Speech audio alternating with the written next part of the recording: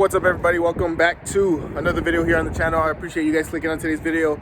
So today, guys, I'm going to show you, or not show you, but tell you guys the 5 things that killed my business, or my first business, okay, which was Alpha Fitness. If you guys have been following the channel, you guys know all about it.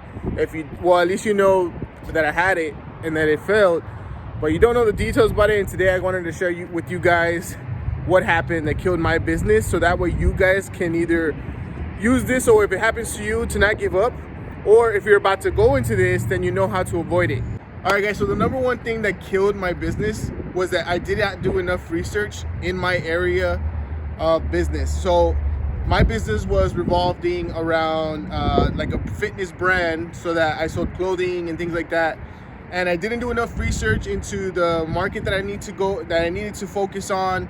All the work that it took to actually build the business brand, all the little back things that you had to do. I didn't do enough research on any of that stuff. I didn't realize how much money it would cost, how much money I wouldn't make, and how little profit I would be making. I just had this idea that I would go in with it, I would come up with a brand, people would want to buy it and make a lot of money. I'd make more clothes, make more money, and that's how I would retire. Didn't work out that way. So whatever you plan to do, whether it's like car detailing, which one of my friends does, if you want to do computers, anything like that, if you want to do something and you want to grow a business out of it, make sure you do your research. You don't have to know like 100% of everything that you need to know about that business, but go in with some knowledge, so that way you at least know how to navigate your way through it. I didn't do any research, so I had to learn on the fly, and obviously my business failed, and this was one of the reasons why. All right, so marketing is number 2 on my list as to what killed my company. Like I said, I didn't do any research at all, so I didn't know the niche, like how to focus on my niche and then how to grow it. And the biggest reason why was marketing. I don't know why in my head I thought that as soon as I made a brand and I made a website and all this stuff, that people were just gonna automatically know, hey, look, there's a new company that sells fitness stuff and it's a pretty cool logo, let's just go buy it. I don't know why I thought that in my head, but I swear that's what I thought. And it showed, because I did absolutely no marketing. I did close to none. I started an Instagram page and a Facebook page and never posted on it. Never used it to further my company in any way. And it showed. So if anything, guys, make sure you pay attention to your marketing. Post consistently. Make sure that you put good quality posts so that people can treat your company as a respectable company. Because if you just kind of post whatever, they're just kind of gonna look at your company as whatever. So make sure your marketing is on point if you want to be successful.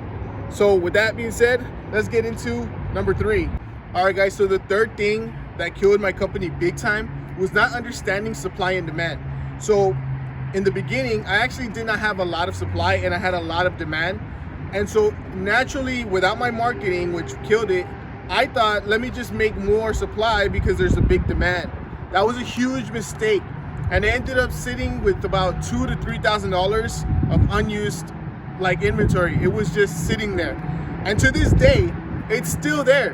I have not made a single dollar off of them. I'm not even promoting that company anymore. I do nothing with that company, so it technically comes out to a $2,000 to $3,000 loss. That's money that I'll never get back, and I lost it because I didn't know how to market correctly, and I didn't understand supply and demand that well.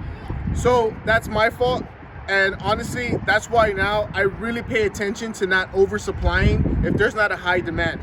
So if you're doing something that you want to do for your business, make sure that you're supplying the right amount of, like, you have the right amount of supply for the demand.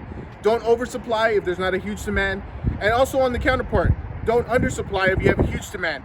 It's kind of hard to navigate how much you need, especially in the beginning, because you don't know how fast your stuff's going to take off or how slow it's going to progress.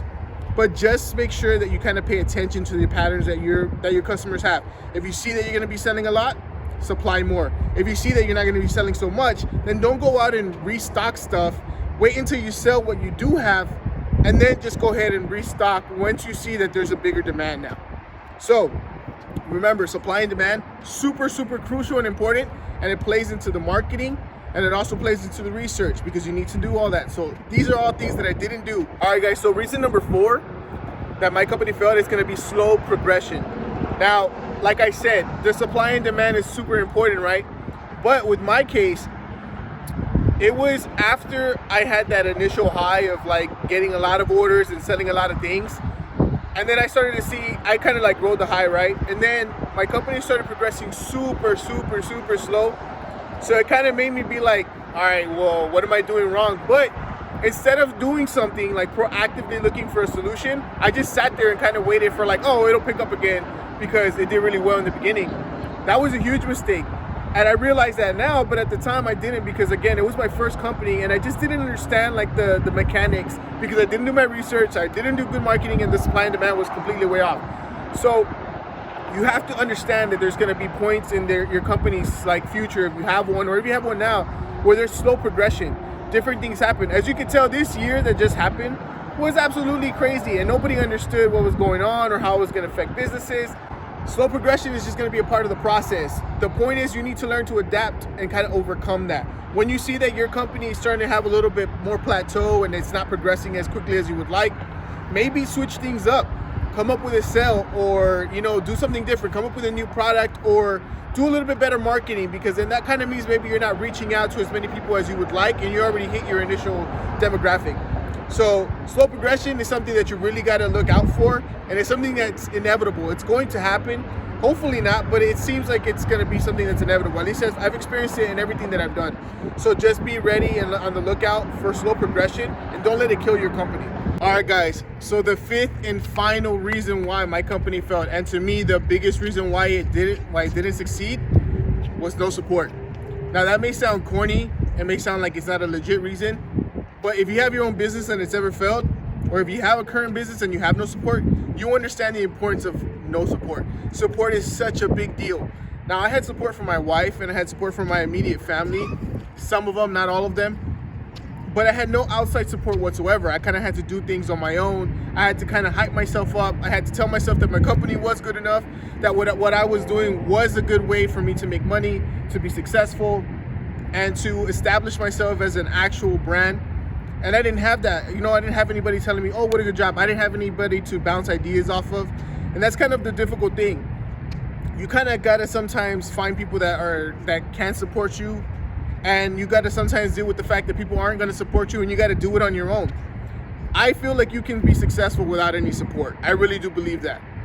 But sometimes it's difficult to overcome that when it's not something that you're used to. Now, that is something that I wasn't used to, having my first company, and kind of learning that no support was such a huge and critical part of owning a business, that it kind of killed me, because it didn't give me I didn't have any motivation, outside motivation. I didn't have any outside support to tell me like, keep it up, keep going, or do this or do that, or we'll help you out and we'll do this. So now I've kind of learned to be able to do without. And now that I have my second company, no support is kind of not really an issue for me. I still have support from the same people I had back then, and I'm truly grateful. And to y'all guys who are subscribed to this channel and I use to help further my business, y'all are supporting me as well, so I greatly appreciate you guys as well. But like, I don't rely on support anymore. If I feel like my company is not going to be successful, or it's going down, plateauing, I know that I need to kind of pick myself up to make it kind of go to the next level. And that's what you guys need to do. Don't get stuck with no support.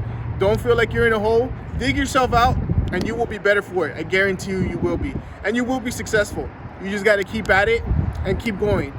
And just remember, like I like to say, don't jump on the train once it leaves the track. You know what I mean? Like, that's how I feel. People are going to want to jump on your train once it starts taking off, because they'll be like, oh man, hey, you're doing good, you're doing great. Just remember, they weren't there when you were at the station and you were about to take off. They weren't there helping you. So it's up to you. But for me personally, if you weren't there when I started and I was about to start taking off and you didn't want to help me, once I'm already moving and going, I obviously didn't need your help then to get going. I'm not going to need your help to keep going. But anyway, guys, those are the 5 reasons why my company failed.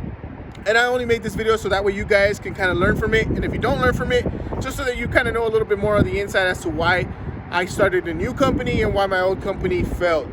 And I hope you guys do take something from this. If anything, that you can do something on your own, that you will be successful. Just keep on going and keep on trying. That's the biggest thing you got to do, guys. Just keep on trying and keep on grinding, and you will get there. I appreciate you guys clicking on today's video. Do not forget to comment, like, and subscribe. Share this video to other people who kind of struggle with different problems. As you can see, my little daughter back there is just, she doesn't care that we're making a video. And there goes my other daughter. Hey man, that's the life of being a family man and a business owner. You gotta just kind of mix things all together make the best out of it. Again, comment, like, subscribe, smash that like button. I appreciate you guys, and I'll see you guys in the next video. Peace.